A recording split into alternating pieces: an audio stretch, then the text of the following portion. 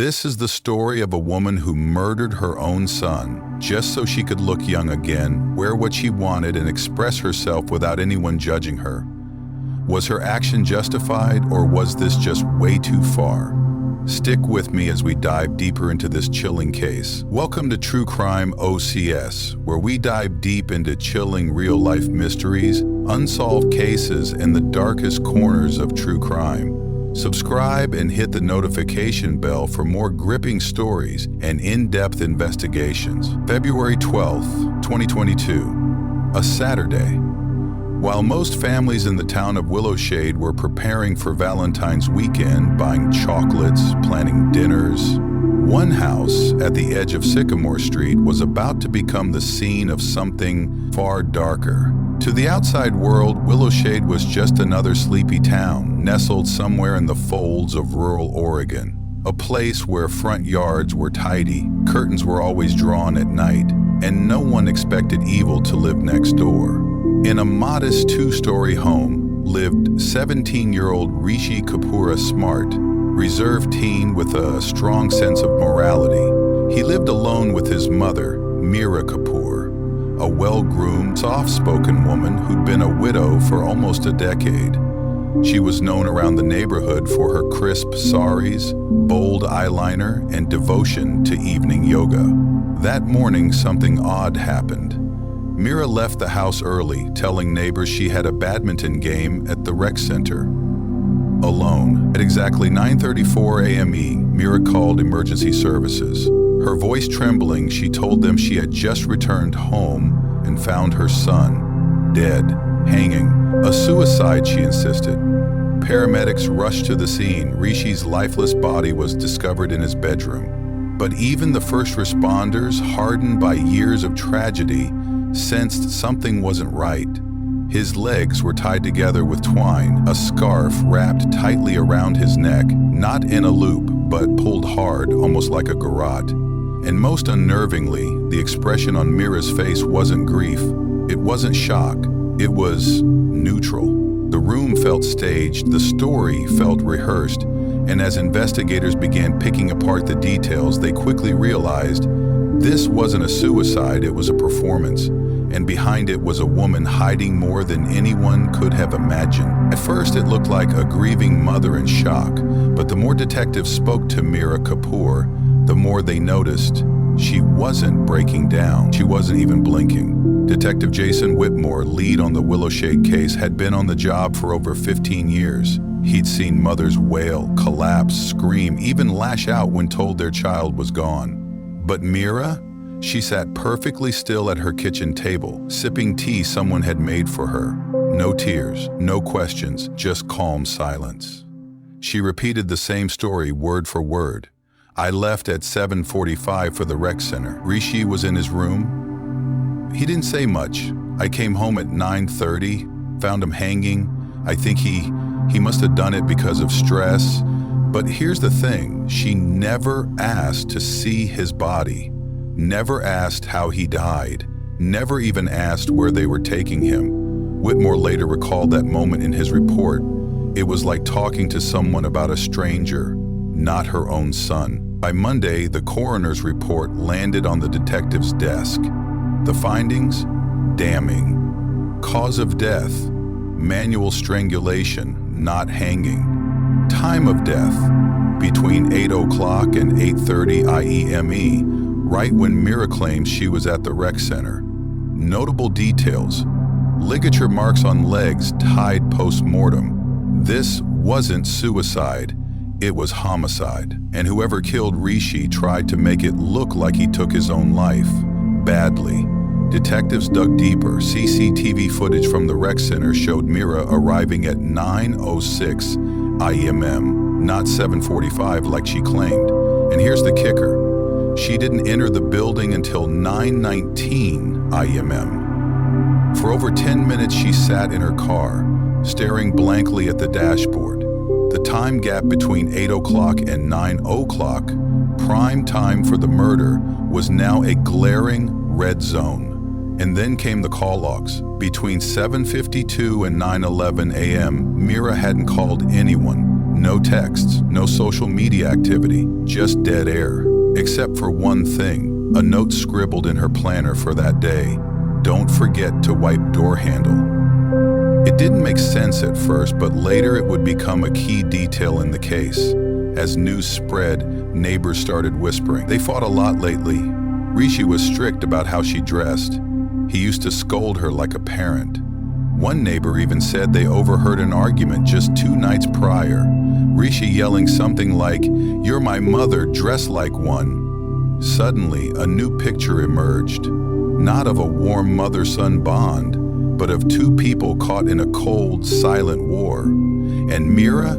She was still smiling, still calm, still claiming her son had killed himself because of school stress. But detectives weren't buying it, not anymore. When someone lies, it's usually the little things that give them away. But in Mira Kapoor's case, it was everything. From the scarf to the smile, her story was full of holes. And finally, it began to unravel. It didn't take long for Detective Whitmore and his team to realize they weren't investigating a suicide. They were walking through a crime scene that had been staged. Poorly.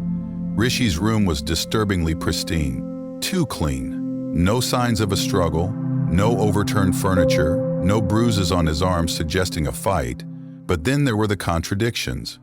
The scarf used to hang him was looped under the chin, not around the neck like in traditional suicides. The twine binding his legs, tight, almost ceremonial.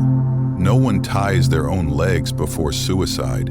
And most telling of all, Mira's fingerprints were found on the inside of the scarf. Not just her hands, the inside, right where someone would grip if they were pulling it tight.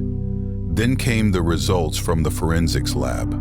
There were fragments of skin under Rishi's fingernails, consistent with defensive scratches. He had fought someone, likely her. Detectives found a broken silver chain under Rishi's bed, one he reportedly wore around his neck every day.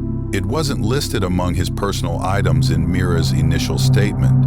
A closer examination revealed something chilling. The pattern of bruising on his neck didn't match the scarf. It matched the links of the broken chain, thin, uniform pressure points. And guess who had a deep red welt on her left palm in the shape of a chain link? Mira.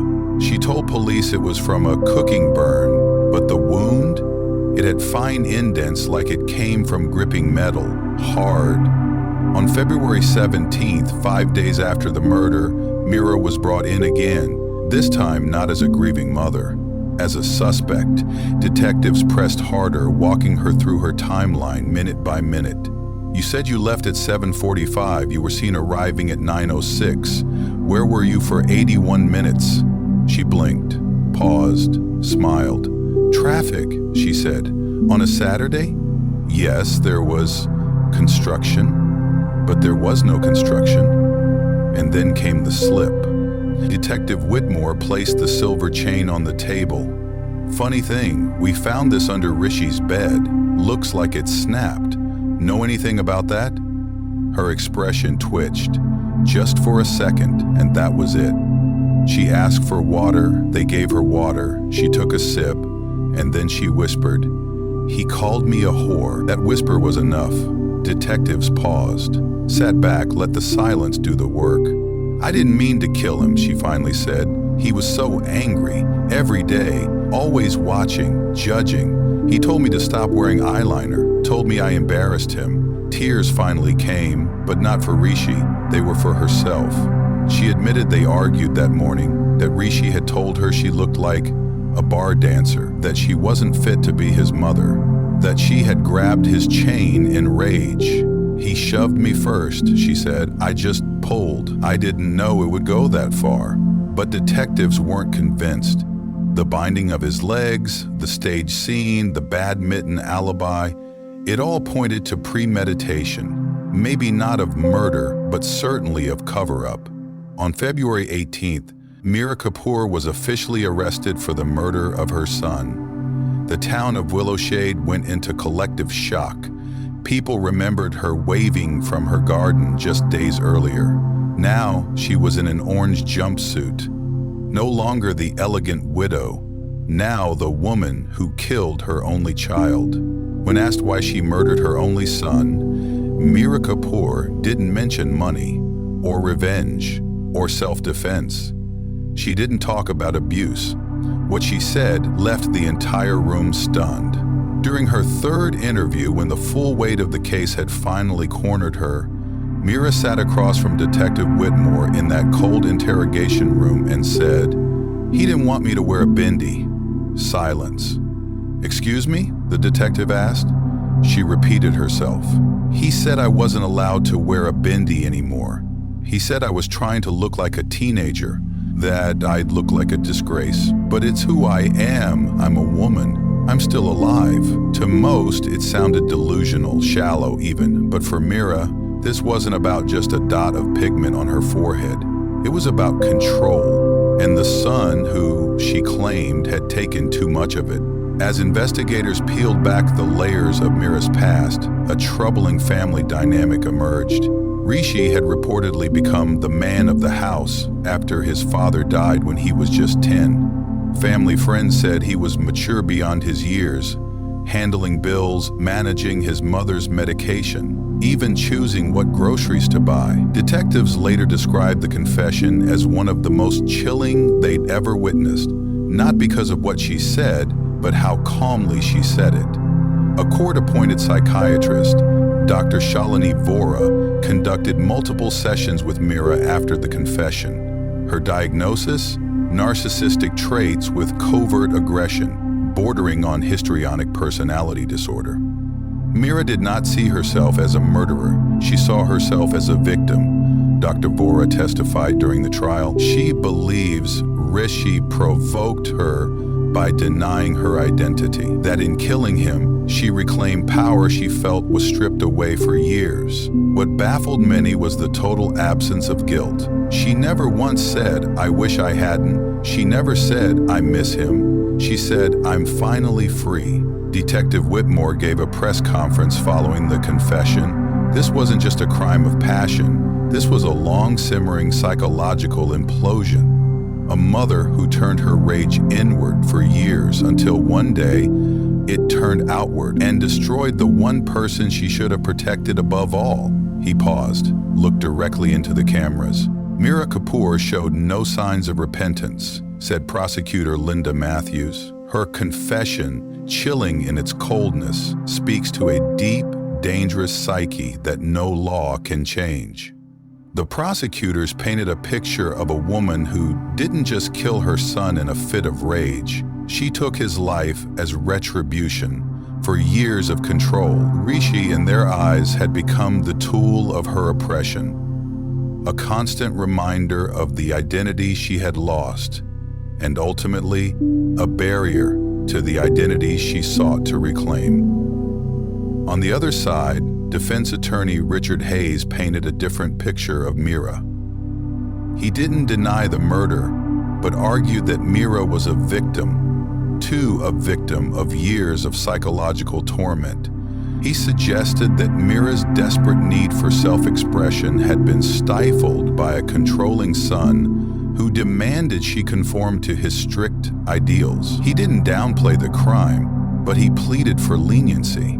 He pointed to Mira's upbringing, the grief from losing her husband and the emotional weight she carried, implying that her actions were a tragic, explosive consequence of her mental breakdown, not cold-blooded murder. This wasn't a calculated crime, Hayes stated. This was a woman breaking. She did not see herself as a killer. She thought she was freeing herself. The jury listened, but the evidence was overwhelming. Mira had planned the scene. She had manipulated the alibi.